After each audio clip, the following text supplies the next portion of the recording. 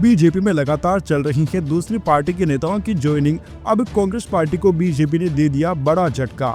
दिल्ली विधानसभा चुनाव अब बेहद नजदीक है। 10 दिनों से भी काफी कम समय बाकी रह चुका है। ऐसे में हर सियासी दल जनता को अपनी तरफ करने की कोशिश कर रहा है। अलग अलग मोर्चों के बाद अधिकारियों नेताओं को अपनी पार्टी में शामिल करने की होड़ तो इस चुनावी माहौल की शुरू होते ही मच गई थी। इस चुनाव में पूर्वांचल और पूर्वांचलियों से जुड़े मुद्दे काफी चर्चा में रही हैं। कांग्रेस पार्टी को एक और बड़ा झटका लगा है, क्योंकि कांग्रेस पूर्वांचल कमेटी के अध्यक्ष ने बीजेपी ज्वाइन कर ली है, जिसके बाद से एक बार फिर बीजेपी पूर्वांचल के लोगों में अपने वजूद को मजबूत करने की हुंकार भर रही है। बीजेपी दिल्ली प्रदेश अध्यक्ष वीरेंद्र सचदेवा और बीजेपी सांसद मनोज तिवारी ने कांग्रेस की पूर्वांचल कमेटी के अध्यक्ष शिवाजी सिंह और उनके समर्थकों को बीजेपी में शामिल करवाया। वीरेंद्र सचदेवा ने कहा कि पिछले 15 सालों से विश्व भोजपुरी सम्मेलन में भोजपुरी के बड़े कलाकारों को बांधने और उनको एक साथ इकट्ठा करने वालों में शिवजी सिंह का बड़ा योगदान है।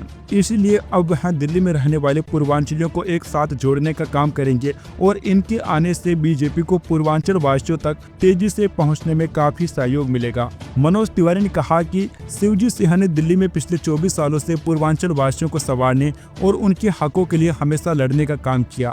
मुझे खुद दिल्ली लाने वालों में एक शिवजी सिंह भी शामिल हैं। इन्होंने सामाजिक और सांस्कृतिक क्षेत्र में काफी मदद की है और आज 2025 में मेरे साथ बीजेपी में शामिल हुए हैं। इससे अधिक मेरे लिए खुशी की बात नहीं हो सकती है। कांग्रेस पार्टी से बीजेपी में शामिल हुए शिवजी सिंह ने कहा कि पिछले 35 सालों से मैं कांग्रेस में अपनी लड़ाई लड़ रहा हूं, क्योंकि कांग्रेस में पूर्वांचल वासियों की लड़ाई लड़नी पड़ती है। लेकिन अब ऐसा लगने लगा है कि हमारा कोई अस्तित्व नहीं है, इसीलिए मैंने बीजेपी में शामिल होने का फैसला किया है। उन्होंने कहा कि मैंने हमेशा पूर्वांचल वासियों के लिए लड़ाई लड़ी है और बीजेपी में पूर्वांचल वासियों को जो इज्जत मिलती है वह किसी और पार्टी में नहीं मिलती है।